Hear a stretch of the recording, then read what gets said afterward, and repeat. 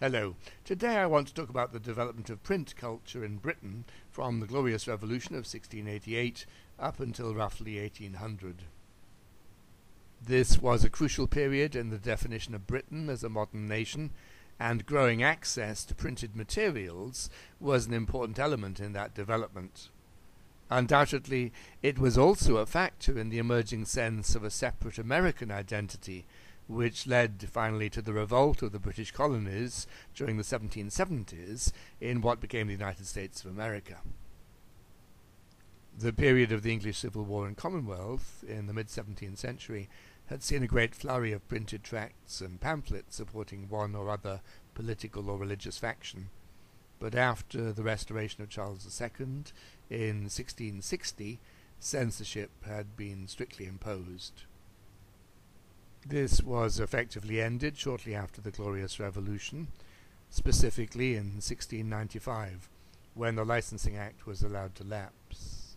This meant a lasting end to the process of pre-publication review and led to many new publications. Authors and bookseller publishers might still be prosecuted for what they had produced, but the prosecution took place after publication, and, unsurprisingly, did little to stem the production of new works. Indeed, punishment, such as Daniel Defoe's time in the pillory in response to the publication of his The Shortest Way with Dissenters in 1702, might even increase a writer's fame. This was a very different situation from most of continental Europe, where the powers of church and state continued to enforce censorship, sometimes very strictly, and imprisonment remained a possibility for those authors who defied it. The sheer scale of publishing in Britain during this period is astonishing. Thus, it has been estimated that between 1660 and 1800, including pamphlets as well as books, some 300,000 titles were published, with around 200 million copies actually produced. By the 1790s, one London bookseller claimed a turnover of over 100,000 volumes each year. Again, up until 1701, the only newspapers produced were in London, and these were apparently only simple newsletters.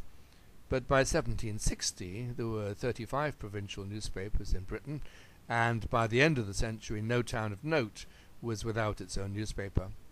Many of these were enormously successful. By 1800, for example, the Salisbury Journal in Wiltshire was selling over 4,000 copies for most issues, which was more than most of the papers produced in Paris.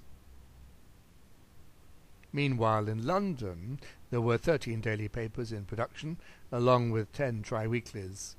Total newspaper sales across the country were by then around 16 million copies per year, and many of the papers in both London and the provinces were substantial productions. There was also a massive growth in the production of periodicals. Only a few were produced in the 1690s, but from the early 1700s onwards, they began to gain a wide readership. By 1800, some 250 titles had been produced, some relatively ephemeral, but others long-lasting and with large circulations. Several of these periodicals deliberately sought to educate their readers about matters of morality and conduct, as well as providing both knowledge of the world and opinionated essays for debate.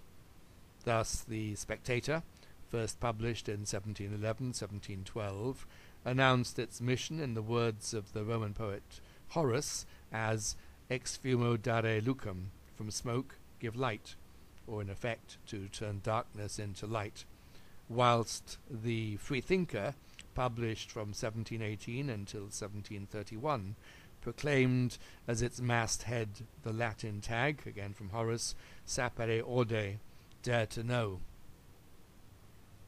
There were also specialist publications such as the Female Spectator, established in 1744, which I assume to have been the world's first women's magazine, and the book review magazine The Monthly, launched in 1749. There was also great growth in the number and distribution of booksellers, which often printed their own books and pamphlets.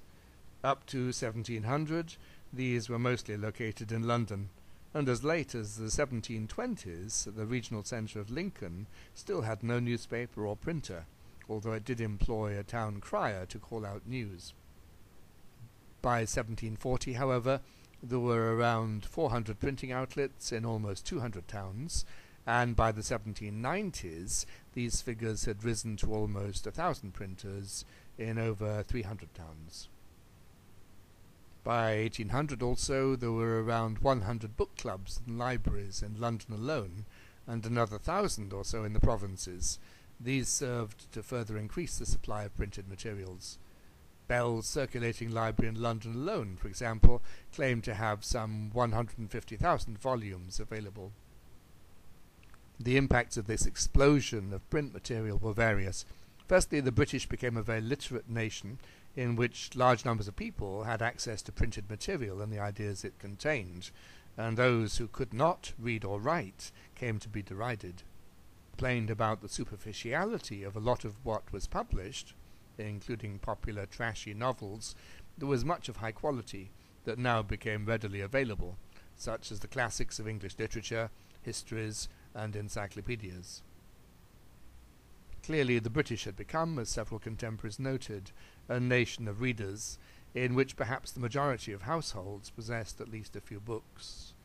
One comparative statistic which may be particularly telling here is the contrast between the British Encyclopaedia Britannica, the third edition of which in 1787-1797 sold 10,000 copies, whilst its French counterpart, the Great Encyclopédie, had only 4,500 subscribers, this in a country whose population was 3 times greater than Britain's. Some contemporaries also noted a change in the style of reading common in Britain, from what has been described as the intensive reading and rereading of a few publications, some of which might be known almost by heart, to the extensive reading of a large number of books and periodicals, possibly at a more superficial level. It is possible, of course, that extensive reading styles encouraged a more critical approach to individual texts, some of which might be treasured and well remembered, whilst others were read for mere entertainment or for a small fragment of information. Certainly it seems that a growing number of people were sharing in the quick circulation of intelligence that was now becoming the norm, and many people were impacted by what they read. These included women as well as men, and many individuals of poor and humble backgrounds. A new intelligentsia was emerging, and there was also a hunger for news. Again, this enormous expansion of printed materials created a new market for the written word, and new opportunities for the men, and less often the women, who wrote for public consumption. In continental Europe, writers could think of themselves as part of a literary underground, fighting against established authority with their words. But in Britain, writers were more likely to find themselves part of an emergent culture industry, whether well-paid highbrows producing quality books, or the lowly hacks who inhabited London's Grub Street. Words, and the thoughts behind them, were becoming what Lord Chesterfield described as a sort of property, and a great number of jobs as writers, editors, and critics became available.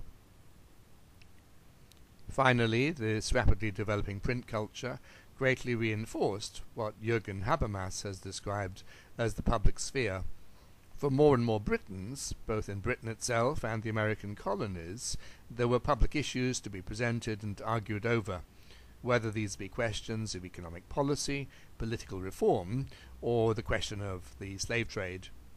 It is no coincidence that 2 of the great reformist movements of the 18th century, concerning the autonomy or eventual independence of the American colonies and the abolition of the slave trade, were keenly fought over in print.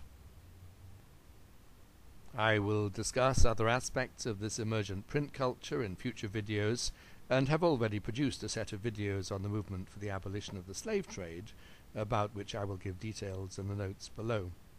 Thank you for listening.